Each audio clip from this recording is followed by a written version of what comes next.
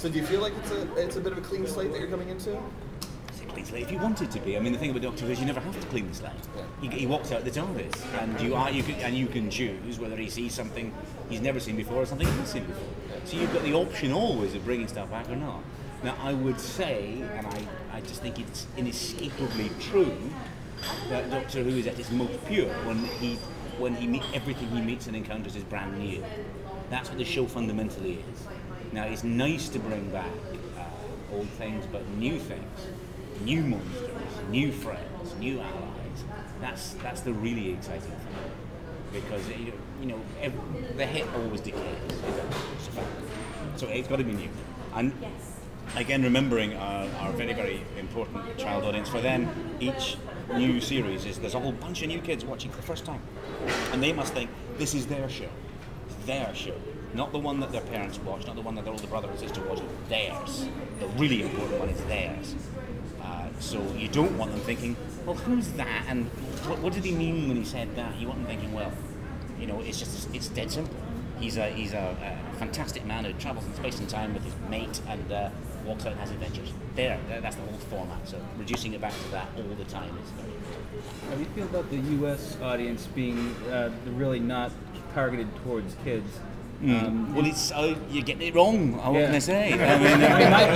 My kids love the show. They're 5, 10, and 12. They love it, and just the fact that it's on like 9 o'clock on a Friday night. I'm vexed by it. I don't understand it. Yeah. I mean, this is a show that's going to have sticker books, and lunch boxes, and collecting cards. Yeah. I mean, this is the toy shop show, and more importantly, it's not even just the fact that obviously more adults than children watch it because there are more adults than children, but the adults watch it because it's a children's show. Yeah. The way you read Harry Potter, the way you watch Star Wars or Toy Story, you think this is much better than all the adult stuff I have to pretend I like. Soft character development. There's some spaceships. That's what Doctor Who is about.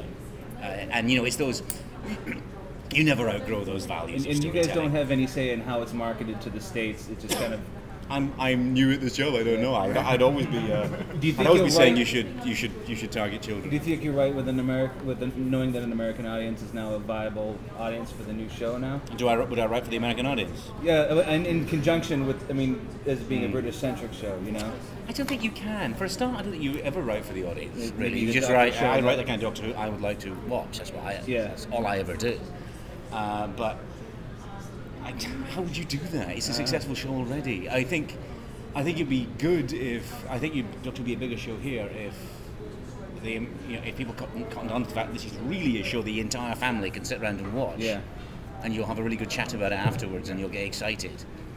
And it'll be it's a really good bonding show for that. I mean, if you're in Britain on a Saturday, or the Doctor Who is on, you're in, as I am, because I've got kids, you're in some sort of play centre or playground or something where there are kids. All you hear are parents saying, if you're not good, you are not going to watch Doctor Who. And so this is the reason why Doctor Who is so popular, is that children, every time they see Doctor Who, feel as though they've been really, really good. And to this day, I think every time I see it, good boy today. And now that I'm taking over Doctor Who, I realise I must be the best behaved boy in the country. Everyone is toast compared to me. I'm so well behaved. There seems to be a strange dynamic in the U.S. with Doctor Who. It's either you watch it and you love it and you're fanatical about it, or you never heard of it. What are you going to do to try to change that? Well, I think it would be good to reduce the number of people who've never heard of it and increase the ones who are fanatic. That's why you got the big job. It'd be terrible if we made the other decision, wouldn't it? Show me the memo. That would be the best plan. I do think the key to that is getting kids to realise this is the most fun your television can do to you, and that their dads will really love it, and then their mums will really love it because they'll fancy the Doctor and all that. It's a very good. There's explosions, spaceships, babes, time travel. Come on, it's monsters. What's the rest of television doing? It's all about vets and rubbish. Will we ever find out what happened with during the Time War, like a part of a series devoted to exactly what happened? Because nothing. Let me take you back all those many, many years when you first saw Star Wars and that really exciting moment where they were. Obi-Wan Kenobi said, the Clone Wars. Yeah. And your little child brain went, whoa, must be fantastic. There must be millions of clones, they're all identical, they were grown in vats, they probably carried the vats. Clones, new clones grown from trees, brilliant. And then it showed up and it was a bunch of meetings. You can't ever live up to something like that, can you? So you've got Russell tossing off these lines, which I love. It's my favourite stuff of his work is, I was there at the fall of Arcadia. Of course you were, what's that? The gates of Elysium. And a juicer cascade. What's ever going to live up to? Have you seen our budget? People arguing in a room saying the time war's still going. Very bad out there. Peek out the door. Some things are best being myths, and that's become a new part of the myth is, that time war. Maybe someone will do it someday, but I'll bet it's on audio or something. I doubt it'll be in the show. How far along is the plotting for the new series when you take out? I've got a fair amount in my head, which I'm not going to talk to you about. And I'm just going to be very, very honest about that. The reason I'm not saying anything about it isn't because it's a state secret, though obviously it is, and I'd have to kill anyone who knows about it.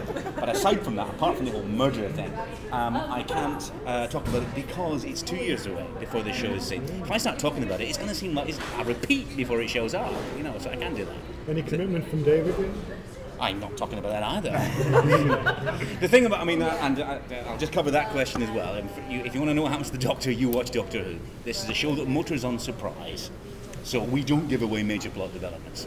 That would include what happens to the Doctor, surprisingly. So I don't even think you're going to trick me into it.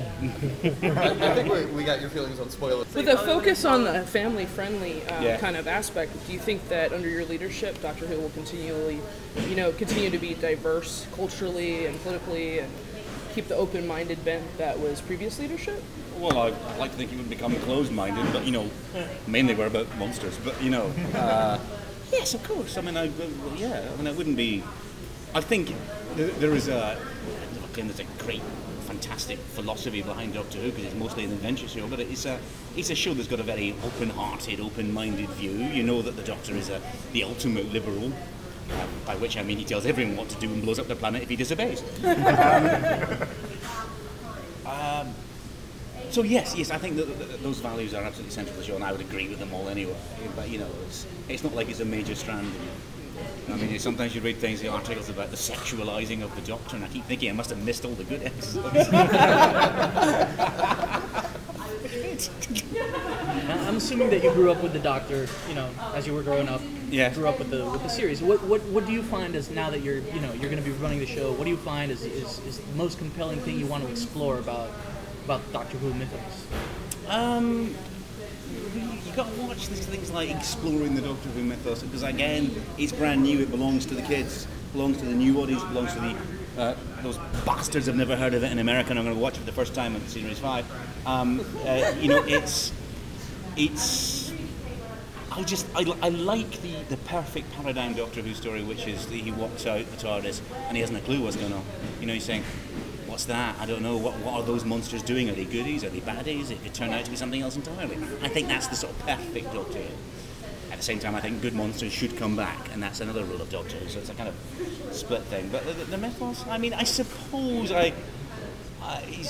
it's just something I like. I like the fact he's a time traveller, and I've messed around with that a bit, and I think you could do 10% more of that, no more than that, because otherwise you get very bored of it, but just not so much the fact that he's a time traveller, but he actually lives in a time machine.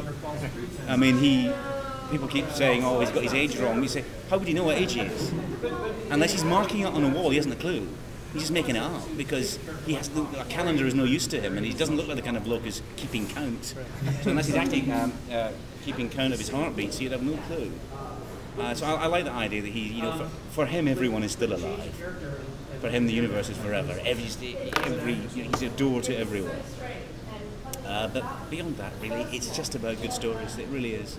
And the mythos of the Doctor is like the Time War thing. It's best alluded to. We know something's weird about him. We know he had kids once. We know he was married once. He's quite whatever Time Wars did in terms of marriage. We know all that. We'll never know about it. He won't tell anyone his name. An extraordinary thing to manage to get away with for 45 years.